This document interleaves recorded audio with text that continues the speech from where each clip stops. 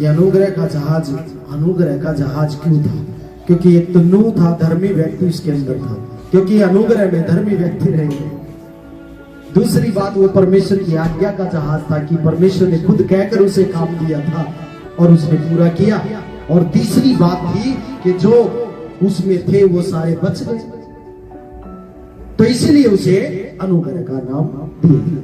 वो एक अनुग्रह का जहाज बताया जाता है। जैसा नूह के दिनों में हुआ था वैसा ही मनुष्य के पुत्र के दिनों में भी होगा। जिस दिन तक नूह जहाज पर न चढ़ा उस दिन तक लोग खाते पीते थे और उनमें विवाह होते थे। तब जल प्रलय ने आकर उन सबको नष्ट किया। मनुष्य के पुत्र प्रकट होने के दिन भी ऐसा ही होगा। आमीन। हालेलुया। अभी पुराने में नए में कोई फर्क है? पुराने नियम में नए में क्या फर्क है? यीशु ने कहां का उदाहरण दिया? निर्गमन से भी, व्यवस्था से भी, आज्ञाओं से भी पहले का उदाहरण दिया है। हालेलुया। अभी हम चलेंगे वहीं पे, उत्पत्ति की पुस्तक। अनुग्रह का जहाज का मतलब क्या है? नूह किस द्वारा बचा? जहाज के द्वारा।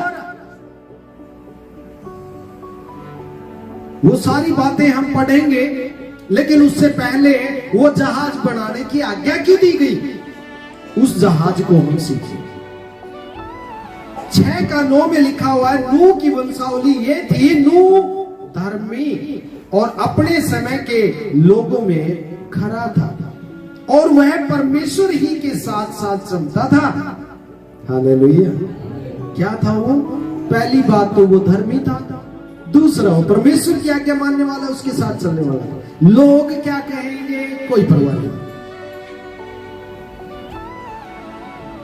उसका बुरा मानना, कड़वाहट रखना, अपना लालच रखना कोई मायने नहीं रखता है। क्योंकि जो परमेश्वर के साथ रखते हैं उन्हें अपना फायदा दिखाई नहीं देता। मेरा फायदा कैसे होगा प्रभु में, या मुझे नुकसान हो रहा है, कोई फायदा नहीं है। क्योंकि वो व्यक्ति तो ये समझ चुका है कि मेरा ये जीवन है ही नहीं। जब मेरा बाप अपने घर में स्वर्ग में रहता है तो उसका बेटा जो आज जमीन पे, वो यहां सदा तक कैसे रहेगा? वो भी तो स्वर्ग में रहेगा। ये नूह का जहाज क्या है? एक अनुग्रह है। वो अनुग्रह का जहाज है, खाली लकड़ी ठक ठक ठक ठक करके बनाया हुआ नहीं है। वो उस पे परमेश्वर की आशीष है और उसमें जो कुछ है वो परमेश्वर का है।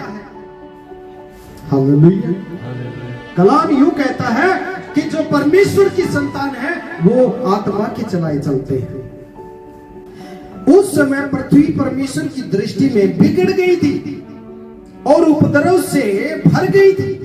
और परमेश्वर ने पृथ्वी पर जो दृष्टि की तो क्या देखा कि वह बिगड़ी हुई है, क्योंकि सब प्राणियों ने पृथ्वी पर अपना अपना चाल चलन बिगाड़ दिया था।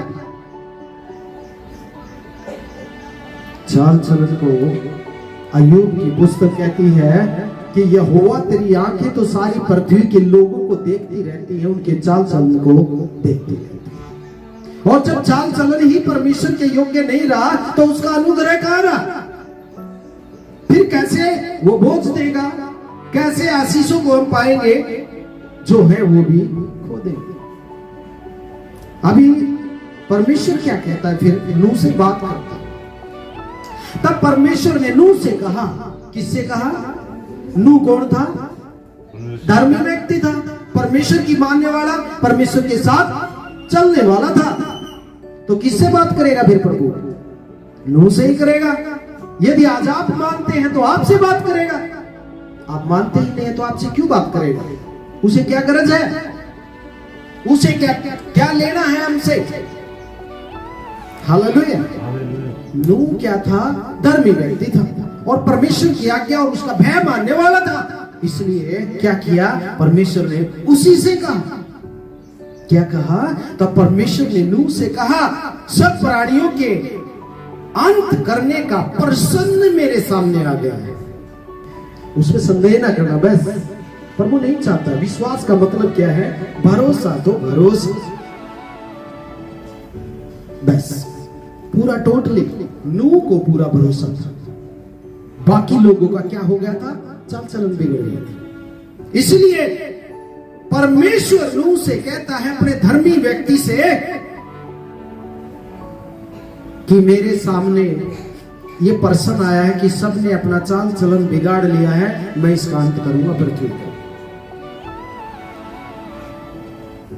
क्योंकि उसके कारण पृथ्वी उपद्रव से भर गई है, इसलिए मैं उनको पृथ्वी समेत नष्ट कर डालूंगा।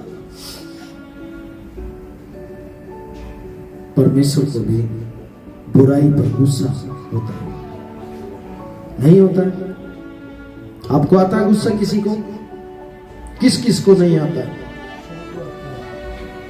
वैसे बोलने की जरूरत है, सभी को आता है। चुप हो गए तो अब तो मेरा फट गया।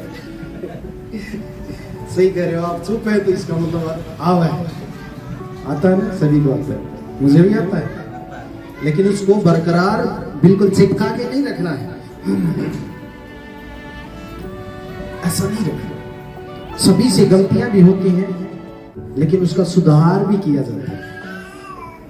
यदि सुधार नहीं है तो फिर गलती के ऊपर परत जमती रहेगी, और वो इतना भारी कलेजे में बोझ हो जाएगा जीवन में कि वो तारना मुश्किल हो जाएगा। फिर क्रोध को छोड़ दीजिए। बाइबल भी साफ कहती है, यदि सुबह होता है तो शाम तक बस तो ठंडा हो जाना चाहिए, नहीं तो फिर वो पाप में बदल जाता है। परमेश्वर ने कहा कि पृथ्वी के लोगों का चाल चलन बिगड़ गया है और उनके अंत करने का पर्सन मेरे सामने आ गया है। अब क्या करेगा परमेश्वर? हमने पाप किया है। पर्सन आने का मतलब लोग मान नहीं रहे हैं, कोई डर भय नहीं है उनके अंदर। क्वेश्चन का मतलब ये होता है, हम बोलते हैं ना, क्या कर लेगा तू, इसका मतलब हम सवाल खड़ा कर रहे हैं उसके ऊपर, उसकी इमेज के ऊपर, उसकी ताकत को आजमाने के लिए हमने सवाल खड़ा कर दिया। क्या कर लेगा तू, क्या कर लेगी तू? अच्छा नटी को ले आ जा, होगी कुश्ती। अभी परमेश्वर भी नूह से कहता है कि मेरे सामने सवाल आया है, कि मतलब मेरा भय कोई नहीं मानता, तो मेरे सामने सवाल खड़ा कर दिया कि परमेश्वर क्या कर लेगा। इसलिए नूह से कहता है कि ये पर्सन आया है और अब मैं पूरी पृथ्वी समेत क्या करूंगा, खत्म करूंगा। हालेलुया। मेरे बहन भाइयों, परमेश्वर बहुत धीमे से क्रोध करने वाला, बड़ी देर से सजा देने वाला परमेश्वर है। वो चाहता नहीं है कि वो हमें दुख देके खुद आनंदित कैसे हो सकता है, लेकिन वो धर्मी भी है, इसलिए पाप का पक्ष नहीं ले सकता। आगे बोलता है, इसलिए मैं उनको पृथ्वी समेत नष्ट कर डालूंगा, इसलिए तू गोमेर वृक्ष की लकड़ी का एक जहाज बना ले, उसमें कोठरियां बनाना और भीतर बाहर उस पर राल लगाना, इस ढंग से तू उसे बनाना, जहाज की लंबाई 300 हाथ, चौड़ाई 50 हाथ और ऊंचाई 30 हाथ की हो। अब आदम कोई हमारे जैसे छोटे छोटे हाथ थोड़ी होंगे, वो तो 950 साल तो जिया था। 950 साल का होकर मर्या था नूह। अब जिसकी 950 साल उम्र है, 1000 के करीब पहुंच गया तो वो आदमी कोई इतना सा मेरे जितना थोड़ी होगा, लंबा तगड़ा होगा। और कहता कि उस समय तो दानव भी रहते थे, दानव भी बड़े बड़े 18-20 फुट तक के नवीन लोग रहते थे। तो नूह भी तो अच्छा होगा, उसके हाथ कितने बड़े बड़े होंगे, तो 300 हाथ इतना लंबा चौड़ा और ऊंचा इतना जहाज बना देना। और नूह को इसलिए बोला परमेश्वर ने, क्योंकि नूह परमेश्वर का भय मानने वाला धर्मी व्यक्ति था। और धर्मी व्यक्ति वही होते हैं जो भय मानते परमेश्वर का और उसकी आज्ञाएं मानते हैं। इसलिए परमेश्वर ने अपना हृदय पूरा खोल के नूह को जिम्मेदारी दे दी कि भाई एक लकड़ी का जहाज बना ले तू, और इतना लंबा चौड़ा ऊंचा जहाज बनाना है, और किस तरीके से बनाना है उसको बना, और बनाने के बाद मुझे बता। कहता जहाज में एक खिड़की बनाना और उसके हाथ ऊपर से इसकी छत बनाना, और जहाज की एक और एक द्वार रखना और जहाज में पहला दूसरा खंड बनाना, 3 खंड। ठीक है, तो यहां पर मैं पढ़ूंगा इसको 22 तक। और सुन, मैं आप पृथ्वी पर जल पर लेकर के सब प्राणियों को जिनमें जीवन का प्राण है आकाश के नीचे से नष्ट करने पर हूं, और सब जो पृथ्वी पर हैं मर जाएंगे, परंतु तेरे संग मैं वाचा बांधता हूं। किसके साथ? क्यों? अब नूह के साथ ही वाचा क्यों बांधी? क्योंकि बाकियों ने क्या किया? सवाल खड़ा कर दिया। हमारे जीवन में यदि सवाल परमेश्वर के सामने खड़े करेंगे, कहेगा कि मेरी बेटी मेरे बेटे मैं तुझे ये काम दे रहा हूं, और हम उसको नहीं सोचते हैं, तो सवाल खड़ा करते हैं परमेश्वर के सामने। आपको सवाल नहीं, आपको उत्तर परमेश्वर को देना। प्रभु मैं तैयार हूं, मैं तैयार हूं मेरे प्रभु। नूह ने भी ऐसा ही कहा, एक बार बोल दिया और वो लग गया। पता आपको 100 से 120 साल तक वो जहाज को ठक ठक ठक ठक बढ़ाता रहा बेचारा। एक ही व्यक्ति, बाकी सब बेकार, चाल चलन बिगड़ा हुआ, दुष्ट लोग चारों तरफ उसके। और कहा इसलिए तू अपने पुत्रों, स्त्री और बहुओं समेत जहाज में प्रवेश कर। कौन कर रहे हैं प्रवेश? नूह और उसका परिवार। आप भी जहाज में हैं, लेकिन पर्सन जिन लोगों ने यहोवा के सामने खड़ा किया वो लोग कहां थे? जिन्होंने नूह ने प्रचार किया परमेश्वर का कि लोगों को बता, जब तक जहाज तैयार नहीं होता इन लोगों को प्रचार कर। क्या नूह उस समय का पास्टर नहीं था? क्या वो प्रचार नहीं कर रहा था परमेश्वर का? और क्या काम नहीं कर रहा था परमेश्वर ने जो दिया? लेकिन माना किसी में नहीं। लेकिन जिसने माना वो जहाज में थे, वो अनुग्रह में थे। आज भी जो यीशु की आज्ञा मानते हैं उसी अनुग्रह के जहाज में है, बाकी बाहर है प्रश्न लगाए हुए। हालेलुया। कि उस समय सारे काम होते थे, लेकिन जीवन किसी का भी पवित्र नहीं था, सभी दुष्टता से भरे हुए थे। तो परमेश्वर ने नूह से कहा मैं 40 दिन रात बारिश करूंगा, और मैंने जिस पृथ्वी को बनाया, जिस इंसान को बनाया, ये भूमि भी उसके द्वारा श्रापित हो गई, और सारे इंसानों का चाल चलन भ्रष्ट हो गया है। एक सिर्फ मेरी निगाह में तू ही एक धर्मी है, और मैं तुझे ये काम सौंपता हूं। उसने पासवान का काम किया, प्रचार किया परमेश्वर का कि अपने अपने मनों को फिराओ, क्योंकि बारिश करेगा परमेश्वर 40 दिन रात। और लोग उस बारिश को नहीं जानते थे, क्योंकि पहले बारिश हुई नहीं थी। वो समझ नहीं पा रहे थे क्या बोल रहा है, बेकार की बात बोला, क्या बारिश, कहां से बारिश। कोहरा उठता था और भूमि सिंच जाती थी, ऐसा सिस्टम था। लेकिन जब परमेश्वर ने नूह से कहा कि मैं जलमग्न करूंगा, और पूरी सृष्टि को मैं पहाड़ तक भी, पहाड़ों से 15 हाथ ऊपर तक पानी चढ़ा दिया था 40 दिन में रात रात। उन लोगों ने नहीं माना तो कहां गए वो? मरे। ये एक अनुग्रह था, एक जहाज, एक अनुग्रह का जहाज था। वो खाली जहाज नहीं था। क्यों था अनुग्रह का जहाज? क्योंकि पहली बात तो नूह धर्मी था, दूसरी बात परमेश्वर की आज्ञा थी, और तीसरी बात जितने उसके अंदर थे वो सारे बचे हुए थे। जो आज प्रभु के अनुग्रह के अंदर हैं वो सारे बचाए गए हैं। लेकिन जिन्होंने सवाल खड़ा कर दिया, प्रश्न चिन्ह लगा दिया, आज्ञा नहीं मानते हैं, परमेश्वर जहाज से बाहर रखेगा। हालेलुया। मैं थोड़ी सी देर पहले एक बात कर रहा था शुरू करने से पहले, कि अपने लिए तो प्रभु में सब कुछ खोजते हैं लोग, अपने काम के लिए प्रभु को खोजते हैं, लेकिन प्रभु के काम के लिए परमेश्वर का काम कोई नहीं खोजता। एक नूह ने खोजा उसका काम, तो नूह ही जहाज में था।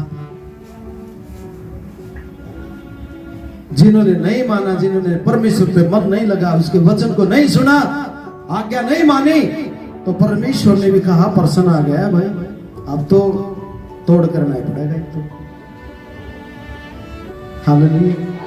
इसलिए हमें 3 नंबर प्रभु के सामने एक अच्छे चाल चलन में प्रभु सदा जानने की कोशिश कीजिए, तेरी आज्ञा मेरे लिए क्या है परमेश्वर। मेरी नहीं, तेरी इच्छा पूरी हो प्रभु। मैं तेरी महिमा के लिए बनाया गया हूं, मेरे स्वार्थ के लिए नहीं। हमारा स्वार्थ प्रभु जानता, सारी बातों को पूरा करता परमेश्वर। अभी जब नूह को जहाज में चढ़ा दिया, क्या अंदर वैसे ही घुसने दिया होगा उसको? कितने जल्लाद लोग थे, भ्रष्ट लोग थे, उन्होंने काफी उनको मशक्कत की है, तब जाके द्वार के अंदर। एक मैंने मूवी देखी थी, उस मूवी के अंदर लोग उसको घुसने नहीं दे रहे, आप पीछे पिट रहे हो जहाज के, बारिश होते होते जहाज ऊंचे जाता जा, काफी लड़ाई होती है। नूह की मूवी को देखा था, बड़ी मशक्कत की नूह ने 120 साल तक। कैसे उसने झेला होगा उन लोगों को जिनके अंदर वो प्रचार कर रहा है, आपको भी सताने वाले। एक बात कलीसिया में ही कोई विश्वासी आपको बोल दे तो 10 दिन मुंह ऐसे रहेगा, क्या पता साल भर भी रहे। उस बेचारे को गालियां भी दी होंगी, पीटा भी होगा, मारा भी होगा। इस सुखी मौसम में, इस सुखी जीवन में ही हम सहन नहीं कर पाते हैं, तो आप कल्पना कीजिए अकेला व्यक्ति नूह ही धर्मी था, उसने कैसे बर्दाश्त किया होगा लोगों, कैसी सेवा होगी उसकी। हालेलुया। मेरे बहन भाइयों, परमेश्वर को कभी भी संदेह में, वो परीक्षा में ना डालें। उसने जो आपको योग्यता दी है, उसके अनुसार आप प्रभु के पीछे रहिए। आपकी सारी बातों को तो परमेश्वर यूं ही पूरा करेगा। यदि हम अपने संघर्ष के द्वारा अपनी कोशिशों में लगे हुए हैं, तो हम परमेश्वर के सामने क्वेश्चन मार्क रखते हैं, प्रश्न लगाते हैं उसके सामने प्रश्न चिन्ह, और अपनी परमेश्वर की सामर्थ्य पर नहीं, अपनी सामर्थ्य पर डिपेंड होते हैं। कहता कि अपने विश्वास पे हमारा विश्वास है, विश्वास जो प्रभु पे करना है वो नहीं है। शैतान पता आपको डालता रहता है दिमाग में, हम प्रभु पे विश्वास कर लिए हैं, इसका मतलब हम कोई पत्थर के थोड़ी हो गए, कोई लगेगा नहीं हमें। शैतान को पता है हमारी आदतों का, हमारे सारे चाल चलन का, वो सारी परख में रहता है, हमारी कोशिश में रहता है। ये तो दया परमेश्वर की है जो चारों तरफ हमारे स्वर्गदूतों का बाड़ा लगा देता है। हालेलुया। नहीं तो वो डालता है दिमाग में कोई नहीं, यीशु मसीह के पद किए भी रख रहा होगा, कर ले वो काम। जिन चीजों की खोज में हम प्रभु के पीछे हैं, उन चीजों को खोजने की हमें जरूरत नहीं है। हमें जरूरत है नूह की तरह उसकी आज्ञा मानने की। जो प्रभु बोलता है, यदि हम उसकी तरह करते हैं तो अनुग्रह के जहाज में हम हैं। मतलब अनुग्रह का जहाज, बचाए हुए लोग। नूह के जहाज में जो थे वो सारे प्राणी बच गए।